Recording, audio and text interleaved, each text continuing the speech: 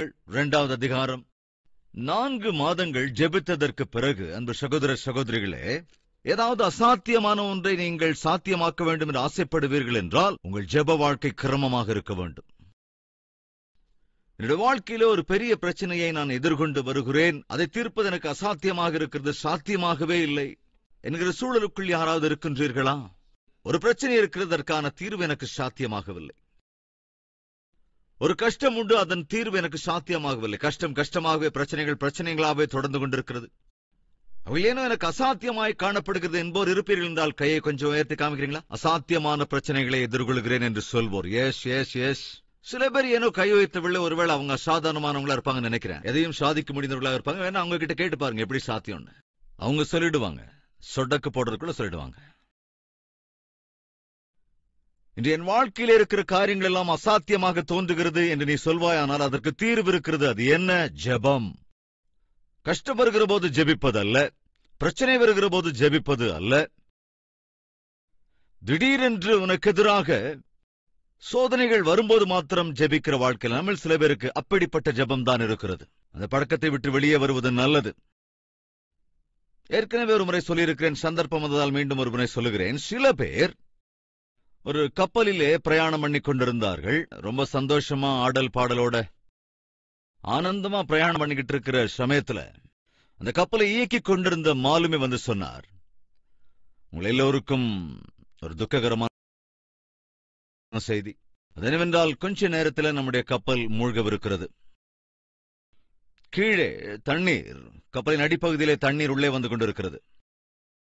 நான் முடிந்த அளவுக்கு நான் முயற்சி செய்து பார்த்து விட்டேன். ஆனால் கப்பலை காப்பாற்றுவது என்னுடைய கையில் இல்லை, அது அசாத்தியம். ஏதாவது சாத்தியமாக வேண்டும் என்றால் அது கடவுளால் மாத்திரம்தான் சாத்தியம். தேவன் மாத்திரமே நம்மை காக்க முடியும். எனவே அவரவர் நம்புகிற தேவனிடத்திலே ஜெபியுங்கள் என்று சொல்லி அவன் கடைசியிலே தேவனிடத்திலே பிரார்த்தனை செய்யுங்கள் என்று சொல்லிவிட்டார். அந்த கப்பலிலே பிரயாணம் செய்து கொண்டிருந்தவர்கள் தங்களுடைய உயிருக்கு பயந்து அவரவர் விசுவாசிக்கிற கடவுளை அவர்கள் அங்கே வணங்க ஆரம்பித்து விட்டார்கள். அப்படி அந்த பிரயாணிகள் எல்லோருமே அவரவர் தெய்வங்களை வணங்கிக் கொண்டு ஜெபித்துக் கொண்டிருந்தார்கள். இதற்கிடையிலே மாலுமி கவனித்த போது ஒரு நபர் மாத்திரம் அங்க எங்க சுத்திக்கிட்டே இருக்கார். சில பேருக்கு அது ஒரு டேலண்ட்டுங்க. எல்லாரும் ஜெபிக்கும் போது இவங்க மாத்திரம் கண்ணை உருட்டி உருட்டி பார்த்துட்டு இருப்பாங்க. எல்லோருமே பிரயாணிகள் எல்லோரும் நேர்த்தியாக கண்களை மூடி ஜெபித்துக் கொண்டிருந்த வேளையில இவங்க மாத்திரம் கையை சொரிஞ்சுக்கிட்டு தலையை சொரிஞ்சுக்கிட்டு அக்கம் பக்கம் பார்த்துக்கிட்டே இருப்பாங்க. ஒருவேளை அவங்க ஆண்டவரை அறியாதவர்களாக இருந்தா எப்படி ஜெபிக்கணும் அல்லது ஜெபத்தில் எப்படி ஒருமனப்படணும் அப்படிங்கிறது தெரியாம இருக்கலாம், அவிசுவாசிகளா இருப்பதா. நீ விசுவாசியா இருந்தும் கூட, ஆவிக்குரிய ஸ்திரியாய் ஆவிக்குரியவனா இருந்தும் கூட பிறரோடு ஜெபத்திலே ஒருமனப்படாமல் பராக்கு பார்த்துக்கிட்டு இருந்தா உண்மையில நீ ஆவிக்குரியவன் அல்லவே அல்ல, ஆவிக்குரிய ஸ்திரியும் அல்ல. சந்தோஷப்படுகளோடு நாம் என்ன செய்ய வேண்டும்? சந்தோஷப்பட வேண்டும். அழுகிறவர்களோட கூட அழ வேண்டும். அப்ப ஜெபிக்கிறவர்களோடு என்ன செய்யணும்? ஜெபிக்கணும். பராக்கு பார்த்துட்டு இருந்தா நீ ஜெபிக்கிறவன் அல்லவே அல்ல. ஒருவேளை அப்படிப்பட்ட நடவடிக்கைகள் உனக்குள்ள இருந்தால் தயவு செய்து மாற்றிக்கொள். அந்த கப்பல் எல்லாரும் ஜெபித்துக் கொண்டிருக்கிற வேளையில ஒருத்த மாத்திரம் ஜெபிக்காம பராக்கு பார்த்துக்கிட்டு இருந்தான்.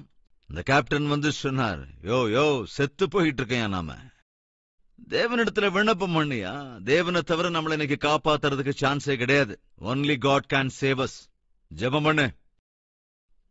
நாளிலும் யாராவது அப்படிப்பட்ட பிரச்சனைகளுக்குள்ளாக இருக்கின்றீர்களா?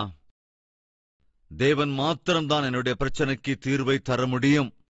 மனிதராக இருக்கிற ஒருவராலும் என்னுடைய பிரச்சனைகளுக்கான தீர்வை தரவே முடியாது என்கிற சூழலில் இருக்கிறீர்களா என்றால் கவனிங்க, நான் அறிவிக்கிற தேவன் கண்களிலிருந்து காண்கிறவர், செவிகளிலிருந்து கேட்கிறவர், வாயிருந்து பேசுகிறவர், மனசிருந்து உன்னை புரிந்து கொள்ளக்கூடிய அற்புதமான ஆச்சரியகரமான தேவன்.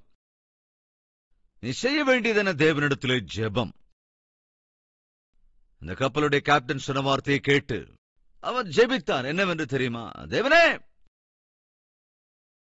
25 வருஷத்துக்கு முன்னால என்னுடைய 15வது வயசுல எனக்கு ஒரு வியாதி வந்தது. டாக்டர்ஸ் அப்ப நான் செத்து போயிடுவேன்னு சொன்னாங்க.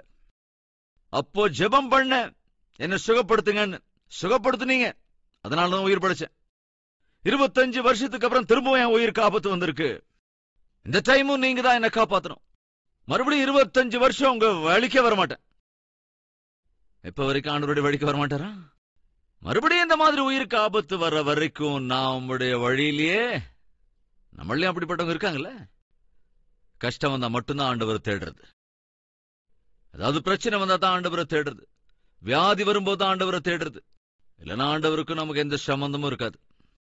தேவனுடைய சந்நிதியில் முழங்கால் படிக்கிற பழக்கம் கிடையாது. அதுதான் சொல்றேன். உன்னுடைய வாழ்க்கையிலே அசாத்தியமான காரியங்கள் ஏதாவது நடந்து கொண்டிருக்கிறது என்றால் அவற்றை சாத்தியமாக்குவதற்கு நீ விரும்புவாய் என்றால் உன்னுடைய ஜெப வாழ்க்கைதான் அதற்கு உகந்ததா இருக்கும். இடைவிடாமல் ஜெபிக்கிறவர்களாய் இருக்க வேண்டும். விழித்திருந்து ஜெபித்துக் கொண்டிருக்க வேண்டும். வாஞ்சியோடு கூட ஜெபிக்கிறவர்களாய் இருக்க வேண்டும். நெகேமியா அப்படிப்பட்டவனாகத்தான் இருந்தான். அவனுக்கு எந்த பிரச்சனையும் இல்லைங்க. அவனுடைய வேலை எதுவும் போகல, அல்லது அவன் ஆரோக்கியத்தில் எந்த பிரச்சனையும் வரல. அவன் ரொம்ப நல்லாவே இருக்கிறான். அவனுக்கு எந்த ப்ராப்ளமும் இல்லை.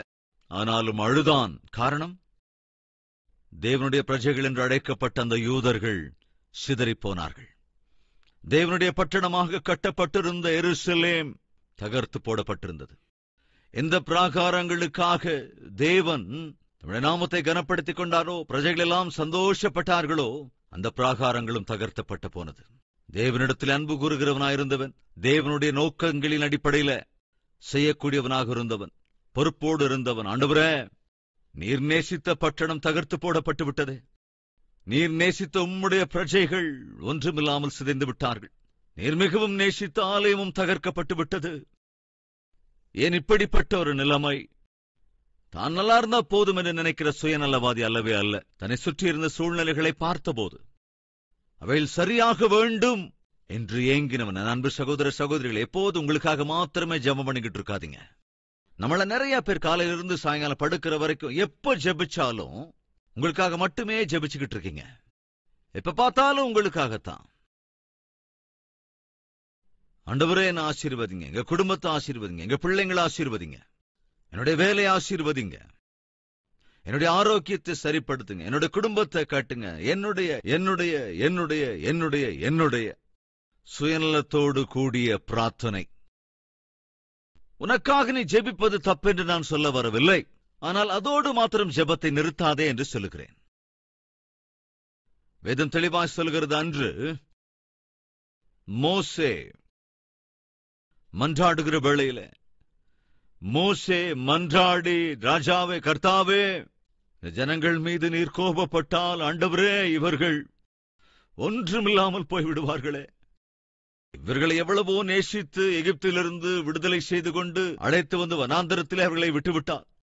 வனாந்தரத்திலே அவர்களை சிட்சித்தால் அவர்கள் என்ன ஆவார்கள் ஆண்டவரே என்று சொல்லி தேவ சந்நிதியிலே மோசே மன்றாடினான். அந்த விண்ணப்பத்தின் ஜெபத்தை பார்த்து தேவன் இஸ்ரவேலர்களை காப்பாற்றினார்.